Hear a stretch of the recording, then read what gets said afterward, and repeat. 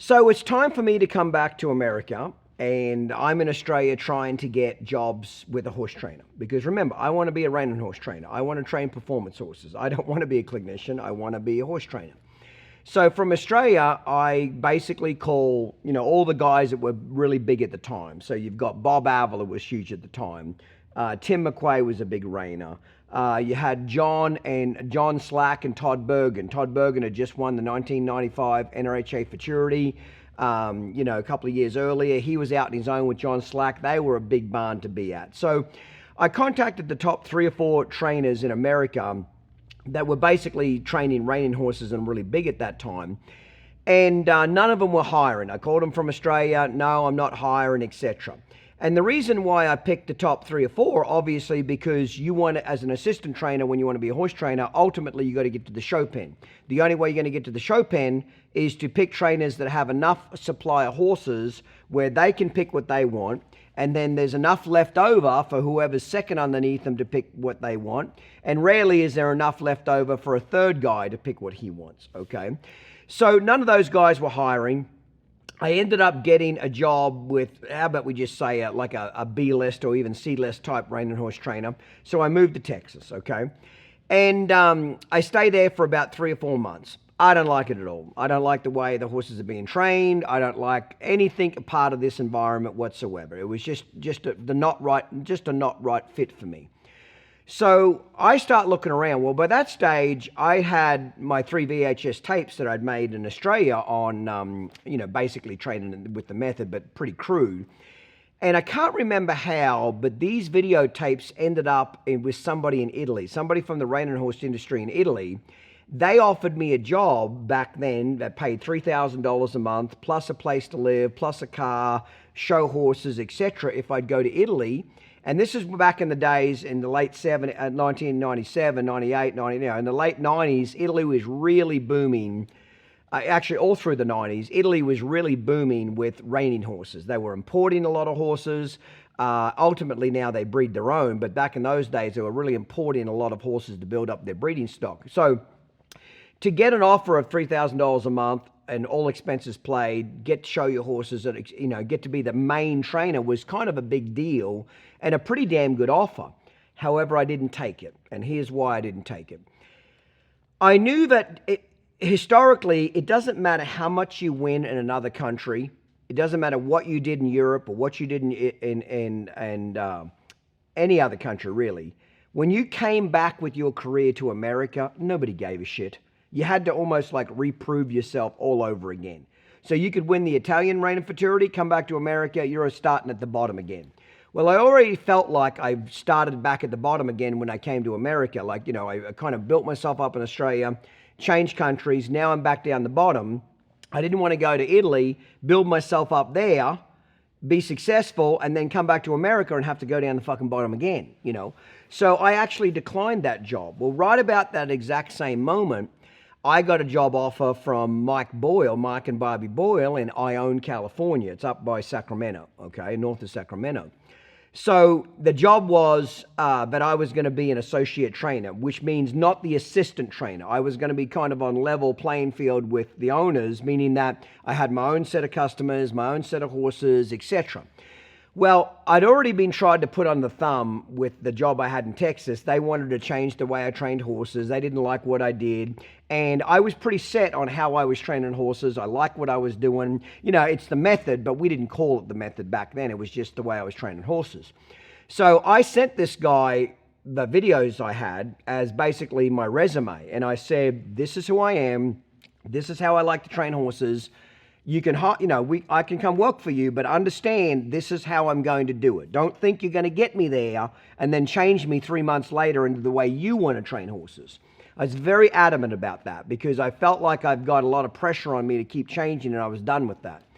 So Mike Boyle, we got along extremely well, and he said, great, no problem at all. I love the way you train, love what you do. As long as you ride this many horses a day, take care of my customers, I'm good with it.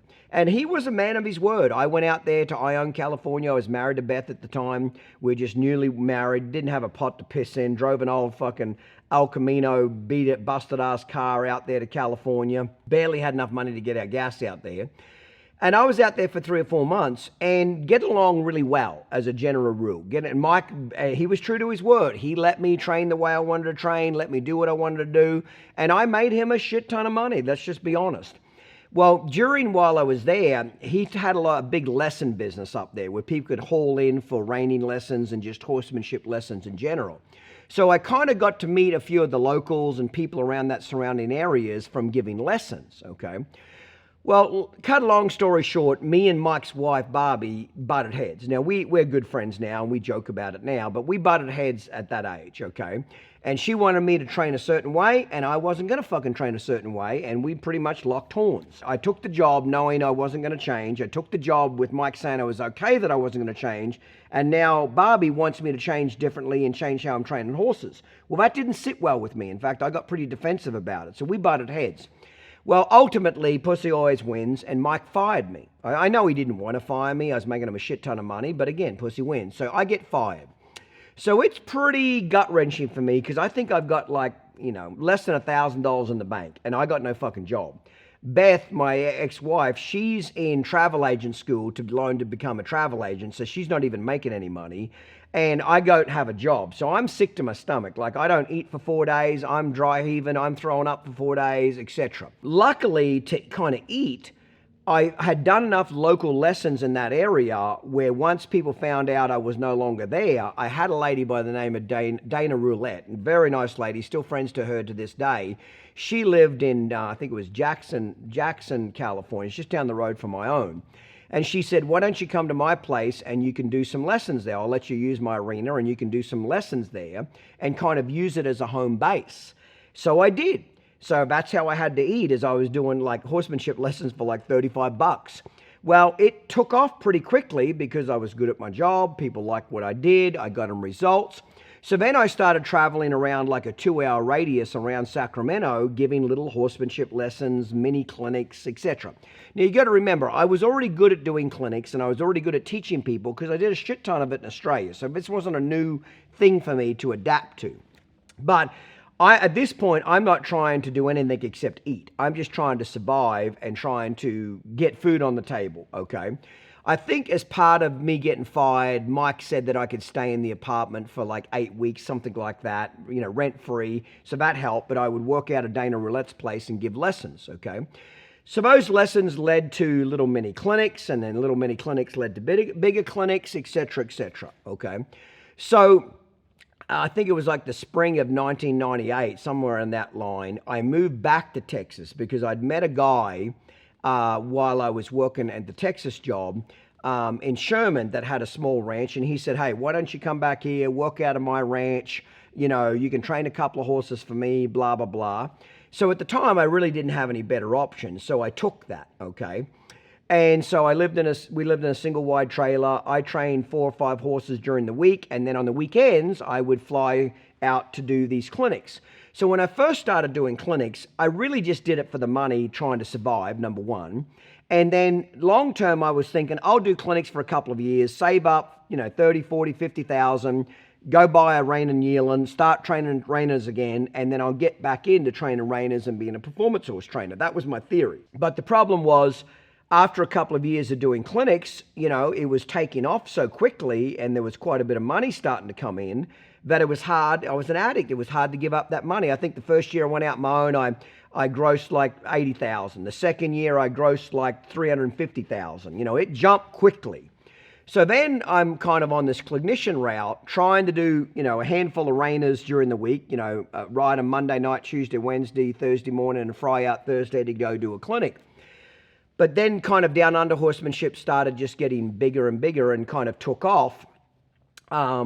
So at that point, I know I needed, kind of management. I needed advertising. It's kind of me just winging it, me and Beth, winging the advertising, winging the promotion, shit like that. I know I needed to kind of get to that. I knew I was lacking the advertising, so that was kind of my next challenge to try to figure that out.